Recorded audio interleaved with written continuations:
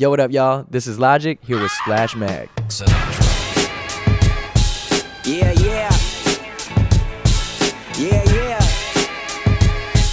I'm 25 now, so that's 11 years of recording, you know, every day, all the time.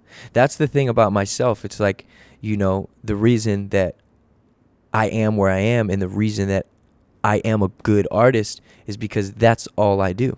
Like, there's a lot of other rappers or musicians or people who they love their craft and they do that, but they're at the club or they're partying and they're having a fun time and they're spending their money. And while they're in the club, I'm in the studio. While they're spending their money, I'm saving my money and I'm writing raps. You know what I mean? Like, this is all I do all the time. That's it. There's nothing else. There's nothing else that I do. All I do is work on music. And because I have that advantage, I have that many songs. Now, the reason that it's not released is because those songs, it's almost like I don't know, think about Monet or Picasso or Leonardo da Vinci or all the different, incredible painters and artists and inventors that never put out certain paintings, or they painted it and then they painted over it, or they ripped it up and they tore it out because it was practice. They were learning who they are as an artist or an inventor. And I think that's what all those songs were and there's about 150 songs that are in the, to the public. And those were the ones I was confident going,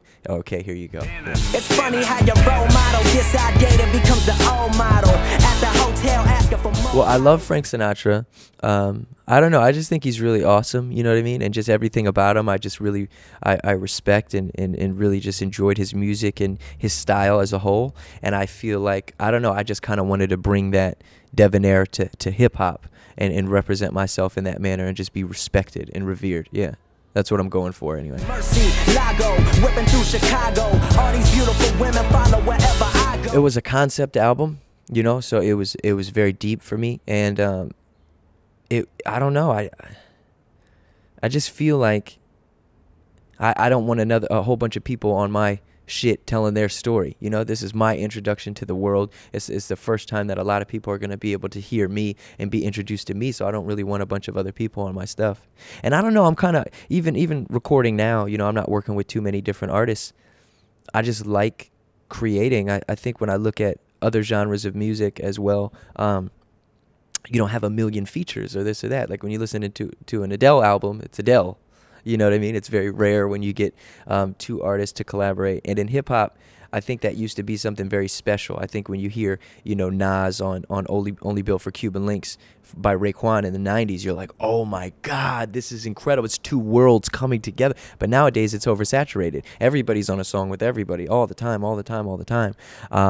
which is fun, because I have songs with certain people. I have songs with Childish Gambino, who's one of my favorites, Big Sean, recently Big Crit. I have songs that I'm sitting on with awesome artists, with like Killer Mike and Atmosphere, Slug, and that I'm sitting on. But for me, I don't know. I just like to make music, and I think at the end of the day, on an entire project, what the people want to hear is my story, and that's what I want to give them. I want to tell them where I am at that moment, and if you want a whole bunch of other songs with me and different artists, I'm going to give you that on the side, because this is my legacy, and whoever I put on my album, I wanted to make sure that they were on the album and they play a very pivotal role on my album, not just something that's fun. Grew up on Section 8, you probably can't relate, 'cause y'all just watched The Throne. I'm trying to I don't think the city or where I come from influences how I make music at all.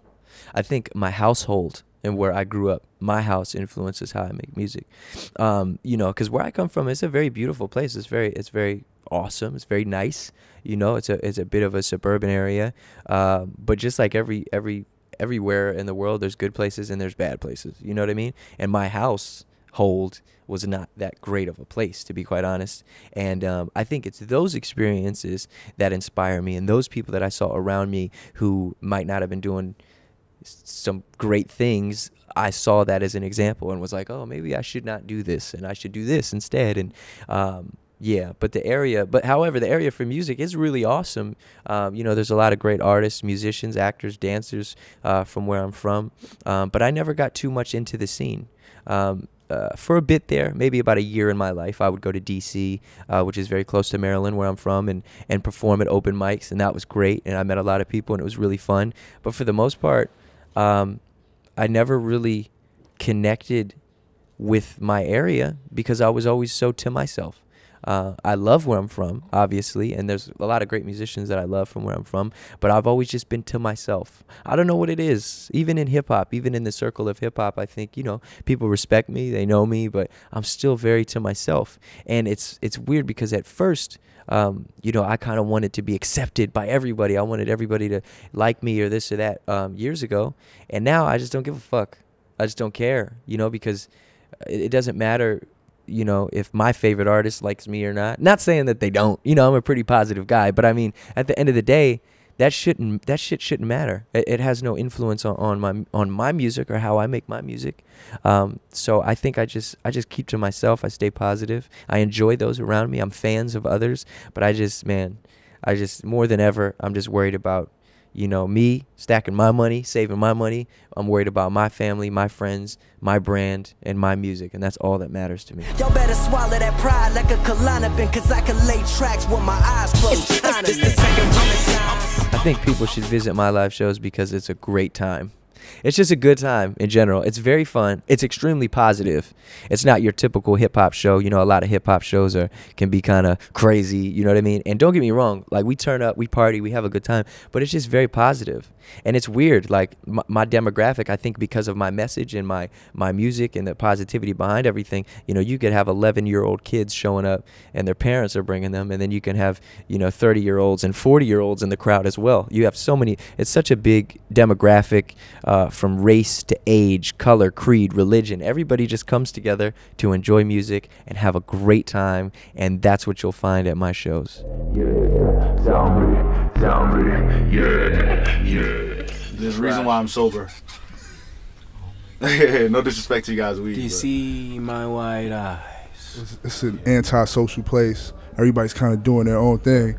That's why, like, I didn't come out with a team. It wasn't a whole bunch of things. There wasn't really a scene for me to go to.